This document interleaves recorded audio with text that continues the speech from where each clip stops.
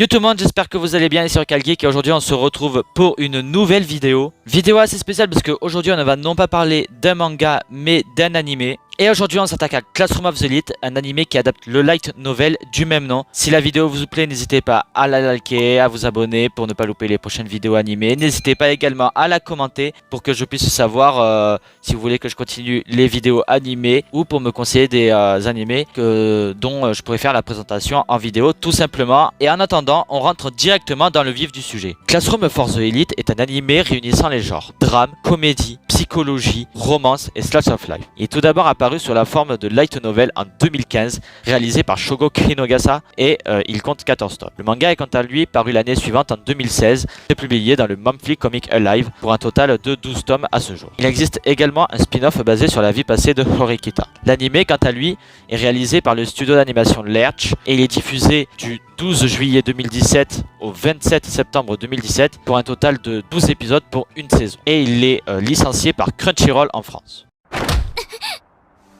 D クラスに振り分けられた妹。恥をかくのはこの私だ。今すぐこの学園を去れ。兄さん、私は。お前には上を目指す力も資格もない。それを知れ。綾野浩二君。あんた、今本気で打ち込もうとしてたろ。彼女を離せ。やめて、綾野浩二君。うん。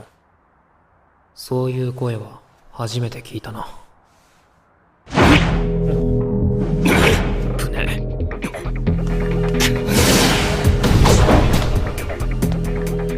いい動きだな。何か習っていたのか。ピアノと書道なら。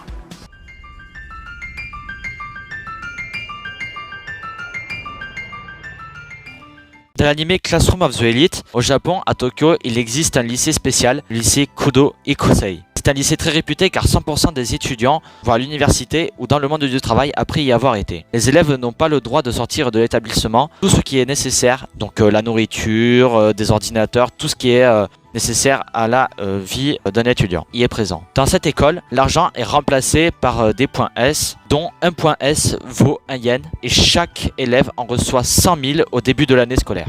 Ces fameux points S permettent donc aux élèves d'acheter tout ce qu'ils souhaitent, comme des ordinateurs, ce qu'il faut pour s'occuper, de la nourriture, etc., etc. Le problème, c'est que seule l'élite des élèves reçoivent un traitement de faveur, les autres élèves étant mis à l'écart, voire oubliés et méprisés par les autres, finissant par être expulsés de l'établissement. Or, chaque nouveau mois, les élèves reçoivent de nouveaux points en fonction de leurs notes et comportements, les points étant répartis en fonction de la classe, allant de A à D. A étant la meilleure classe et donc recevant le plus de points, D étant la classe la plus nulle et donc recevant le moins de points. C'est donc dans cette école que nous allons retrouver notre protagoniste Ayano Koji qui pour des raisons inexpliquées va avoir été négligent lors des tests d'entrée et se retrouver affilié à la classe D. Donc lui c'est plutôt un personnage froid qui ne montre aucune émotion et qui a un air de je m'en fous sur le visage, ce qui ne va pas l'aider à se faire des amis même si il va rencontrer Suzune Horikita qui a le même caractère que lui mais on voit bien chez elle que c'est un peu une façade, mais ils vont quand même bien s'entendre au début de l'animé. Enfin, bien s'entendre c'est relatif mais ils vont se parler, souvent se parler et tout ça même si Rikita est plutôt franche et te disent que tu n'as pas trop envie d'entendre. Et après sinon on a des personnages tels que Kushida Kikyo qui va s'entendre directement avec tous les élèves de sa classe, tous ses camarades, et se faire facilement des amis. Et c'est donc ce trio que nous allons suivre tout au long de l'animé, et ils vont essayer de faire augmenter les notes de leur classe dans le but de monter dans les classes supérieures. Ça veut dire passer de la classe D à la classe A, et donc gagner plus de points pour vivre plus confortablement.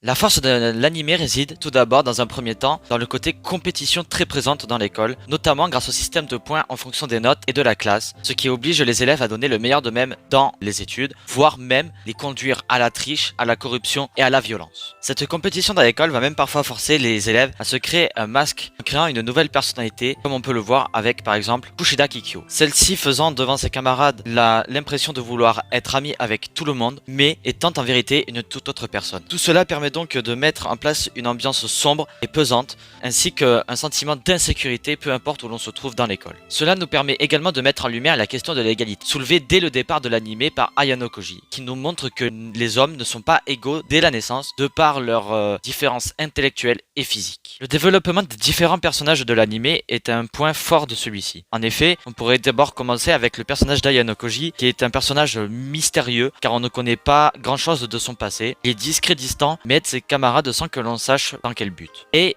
il fait tout pour rester dans l'ombre, c'est-à-dire que dès qu'il va réussir quelque chose, il va en donner le mérite à un de ses camarades, le plus souvent Suzune. C'est donc le personnage central de l'anime et tout le mystère qui tourne autour de lui donne envie aux spectateurs de continuer à regarder l'anime. Ensuite, il y a Suzune qui a un développement très intéressant. En effet, au début de l'histoire, elle est distante et solitaire, mais petit à petit, au fil de l'anime, on peut voir qu'elle commence à s'ouvrir à ses camarades, notamment avec Ayano Koji. Donc pour le développement des personnages, j'ai pris l'exemple de Horikita ou encore de Ayano Koji, mais après, comme personnage bien développé, on pourrait encore citer par exemple Ishinose Honami, Sakura Airi ou encore Kushida Kikyo qui sont très bien développés. Donc voilà pour ce qui est du développement des personnages ou encore de l'analyse. On va donc passer directement à la conclusion.